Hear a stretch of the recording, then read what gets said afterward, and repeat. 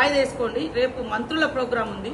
ఒక మంచి కార్యక్రమానికి శ్రీకారం చుట్టారు. చరిత్రలో ఫస్ట్ టైం మెడలు వంచి ఇన్ని వందల మందికి ఇల్లు నష్టపరిహారం ఇప్పిస్తున్నారని చెప్తే మేము అంగీకరించి ఈ రోజుకు మా వాళ్ళు ప్రోగ్రాంను వాయిదా వేసుకున్నారు. మరి మీరెందుకు వేసుకోవచ్చు కదా. అప్పటికప్పుడు జరిగిన నష్టమే ఉంది. ఆడ ఏమన్నా శవం ఉందా?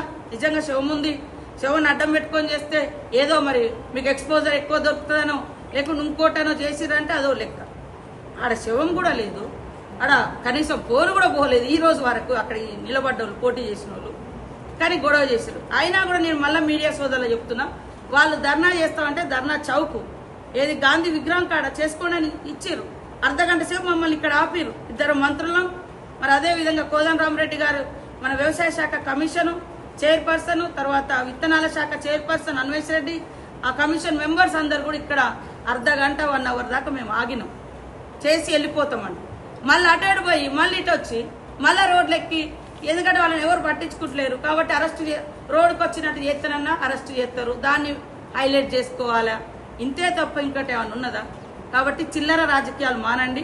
నిర్మాణాత్మకమైనటువంటి ప్రతిపక్షంగా మెదలండి. అయ్యా కేటీఆర్, నీ చెల్లి ఎట్లా నీ మీద మన్ను పోస్తుంది, నాతోటి పెట్టుకుంటే నువ్వు నాశనం అయిపోతావు. ఇంతకంటే నేనేం అనలేదు. నాతోటి పెట్టుకుంటే నువ్వేం బాగుపడవు. ఎందుకంటే నా దగ్గర అదొకటే ఉంది, శాపనార్థం తప్ప ఇంకా నా దగ్గర నీ లెక్క కుల బలము, ధన బలము, అధికార బలము, అహంకారము మరి ఏమి లేదు. నేను సింగల్. నా ఒకగానొక అన్న కూడా ఉద్యమంలోనే చనిపోయాడు. ఈరోజు నేను సింగల్. నా నియోజకవర్గమే నాకు అండ. నాకు కుల బలం లేదు, ధన బలం లేదు, ఇంకో బలం లేదు. జస్ట్ మంత్రినైనా నా ములుగు ప్రజలు దీవించడంతో నేను ఈరోజు రాహుల్ గాంధీ, రేవంత్ రెడ్డి గారి ఒక సహకారంతో ఒక జనరల్ శాఖ పోర్ట్ఫోలియోలు 2 ఇచ్చి నన్ను మంత్రి చేసిరు. ఎందుకంటే నువ్వు కూడా గతంలో చేసినావు కాబట్టి ఈ శాఖకు ఒక ఆదివాసీ బిడ్డ నేను చేసిన పోర్ట్ఫోలియోను కూడా చేస్తుందా అనే కుట్ర నీలో కనబడుతుంది, ఆ దురహంకారం నీలో కనబడుతుంది. అంతే తప్ప ఇంకొకటి లేదనేది నేను స్పష్టంగా చేస్తాను. అందరికీ నమస్కారాలు. దయచేసి ములుగు నియోజకవర్గానికి మా మీడియా సోదరులందరూ అభివృద్ధికి సహకరించండి. మా ఏం పొరపాట్లున్నా తప్పకుండా ఎక్స్పోజ్ చేయండి, సూచనలు చేయండి. మేము కూడా దేవుని బిడ్డలం కాదు. ఇవాళ మా ఒక రిపోర్టర్ మీద ఏది తాడువాయిలో ఏదో వార్తలు రాసిరనో ఏదో వాళ్ళ మధ్య ఏముందో నాకు తెలియదు, కొట్టిరని తెలియంగానే వెంటనే మేమందరం ఖండించి డిఎస్పీకి ఫోన్ చేసి, ఎస్పీకి ఫోన్ చేసి ఏ చట్ట ప్రకారం అయితే వాళ్ళకు ఏ సెక్షన్స్ అయితే ఈ దాడి మీద వర్తిస్తే అవి పెట్టి కేసు పెట్టండి అని చెప్పినాం. తెల్లారి అరెస్ట్ చేయించినాం. కోర్టు దాకా పోయి వాళ్ళ జడ్జి ద్వారా అది ఏం జరిగిందో తెలియదు. కోర్టు దాకా నిన్నొక మీడియా వాళ్ళకు బెదిరించినావు, మొన్న అంతకుముందు ఒక మీడియా ఆఫీస్ మీద దాడి చేసినావు. ఇది నీ దురహంకారం.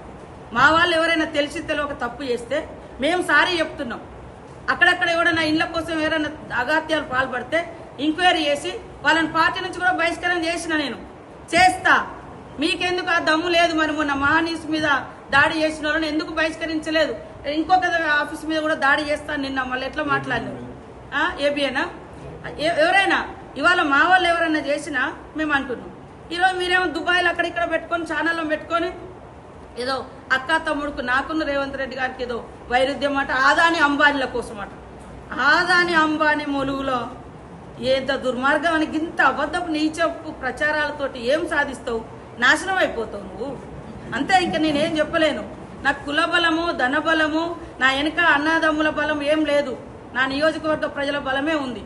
నా దేవుడు సమ్మక్క సార్లమ్మ దయ ఉంది. అందుకని నా నోటి వాక్యం ఎలక్షన్ల ముందు కూడా మీ మిడతల దండ వచ్చినప్పుడు, అరే నా ఎంబడి ఎందుకు పడుతున్నారా మీరు, నాశనం అయిపోతారన్న.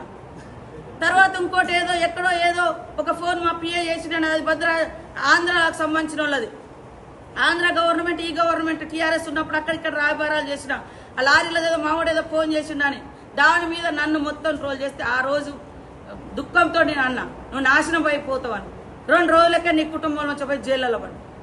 అది నాది. అంతే, ఇంక అంతకంటే ఏం లేదు. చూసుకో వీడియోలన్నీ. ఒక రోజు గట్లనే ఇక్కడనే ఆ పార్టీ ఆఫీస్లో ఎలక్షన్ జరుగుతుండే చెప్పిన ఆ రోజు పడడానికి పోయి నువ్వు మధ్యలో బతికిపోయాను. ఇంతకంటే ఇంకోటి ఏం లేదు. కేటీఆర్, నువ్వు పెట్టుకుంటే నీ సమౌజ్యులతోటి నువ్వు పెట్టుకో, కానీ ఒక ఆడకూతులతో ఇంట్లో ఆడబిడ్డను ఓర్వైతే బయట ఆడబిడ్డల్ని ఎదుగనేవైతే. నిన్న మా సీఎం చెప్తున్నాడు, ఎస్ ఆడబిడ్డల రాజ్యాన్ని తీసుకురావడం కోసం నేను అవసరం 60 సీట్లు ఇస్తా, గెలిపిస్తా అంటున్నావు. నీ ఇంట్లో ఆడబిడ్డనే నువ్వు రకరకాల కుట్రలు కుతంత్రాలు చేసినావని బాధపడుతూ టీవీలో ముందుకొచ్చి ఏడుస్తుంది. నా కన్నీళ్లతోటి నువ్వేం బాగుపడతావు?